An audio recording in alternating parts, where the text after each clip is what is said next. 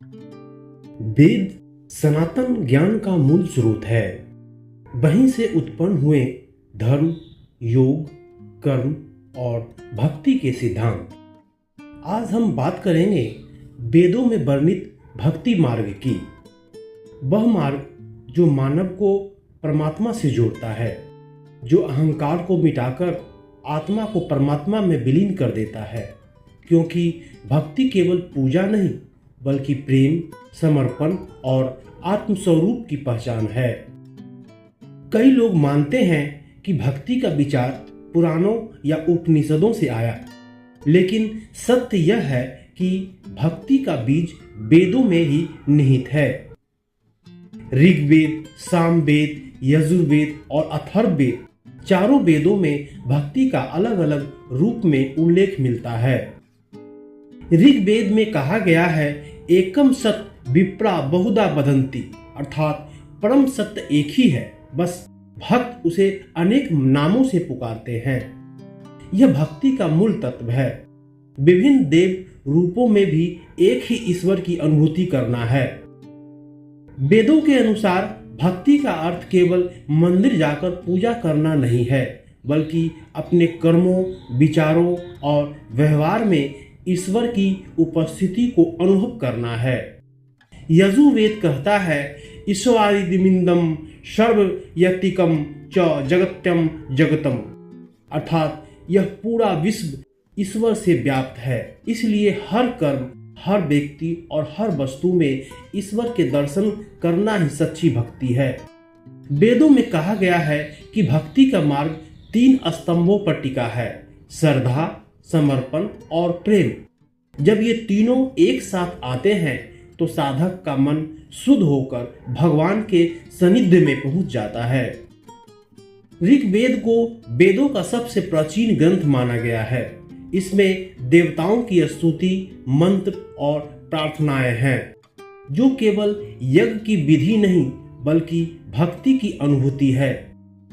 ऋग्वेद के सूक्त बताते हैं कि जब मनुष्य ईश्वर की स्तुति करता है तो वह केवल याचना नहीं करता, बल्कि अपने मन को दिव्यता में स्थिर करता है।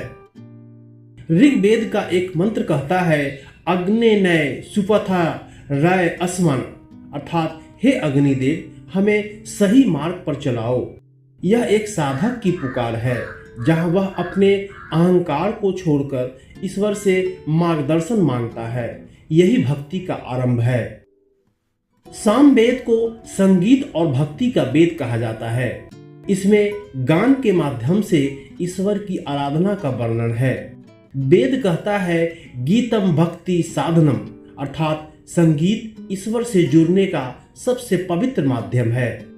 सामवेद का मूल भाव है, जब भक्ति सुर और भावना के साथ मिलती है तो साधक का हृदय पिघल जाता है और ईश्वर के साथ एकाकार हो जाता है। इसी भावना से आगे चलकर भजन, कीर्तन और आरती की परंपरा विकसित हुई।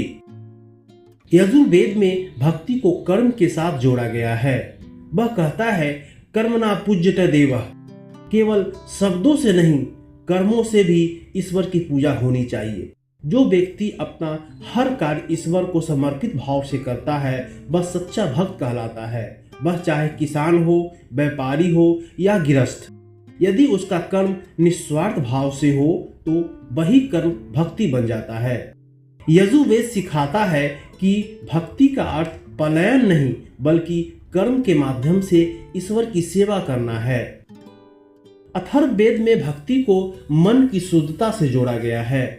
वह कहता है कि जब मन पवित्र होता है तो ईश्वर अपने आप उस मन में वास करते हैं।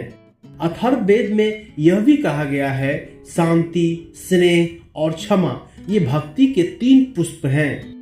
जब मन में ये 3 गुण विकसित होते हैं तो मन मंदिर बन जाता है और ईश्वर स्वयं उसमें निवास करते हैं। वेदों में सच्ची भक्ति का अर्थ है स्वार्थ रहित प्रेम, निस्वार्थ समर्पण और सत्य की निरंतर खोज। भक्ति का मार्ग हमें यह सिखाता है कि ईश्वर कहीं बाहर नहीं, हमारे भीतर ही है। जब मन शुद्ध होता है और कर्म सच्चे होते हैं तो हर श्वास में ओम की ध्वनि सुनाई देती है। वेदों की यही पुकार है, भक्ति करो लेकिन ज्ञान और कर्म के साथ, क्योंकि बिना समझ के भक्ति अंधी है और बिना भक्ति के ज्ञान अधूरा है।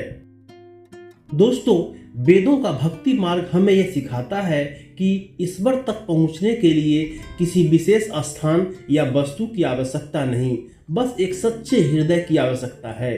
वेदों का संदेश सरल है, जो सब में भगवान को देखता है और सबको भगवान में देखता है, वही सच्चा भक्त है। तो आइए अपने जीवन में वेदों के भक्ति मार्ग को अपनाएं, प्रेम, सेवा और श्रद्धा के साथ, ताकि हमारा हर दिन एक यज्ञ बन जाए और हमारा हर कर्म एक पूजा।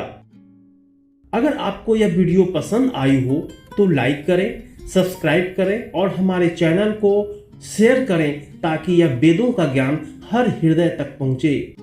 कमेंट में बताएं, क्या आप चाहते हैं कि हम अगली वीडियो में वेदों में कर्म योग और ज्ञान योग पर चर्चा करें।